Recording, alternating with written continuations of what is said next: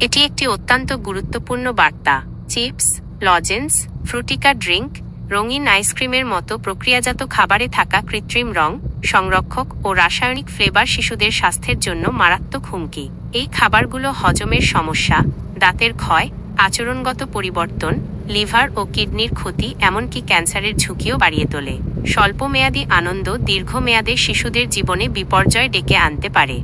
কেন এই বার্তাটি গুরুত্বপূর্ণ? শিশুরা আমাদের ভবিষ্যৎ। তাদের সুস্থতা দেশের সুস্থ ভবিষ্যতের ভিত্তি। তাই এই ক্ষতিকর খাবার উৎপাদন ও বাজারজাতকরণ বন্ধ করা অত্যন্ত জরুরি। যেখানে এই ধরনের পণ্য বিক্রি হয়, সেখানে কঠোর নজরদারি প্রয়োজন।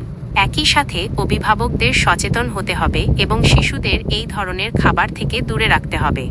আসুন আমরা সকলে মিলে এই ক্ষতিকর খাবারকে না বলি এবং আমাদের শিশুদের একটি নিরাপদ ও সুস্থ জীবন নিশ্চিত করি। শিশুদের বাঁচানো মানেই দেশকে বাঁচানো।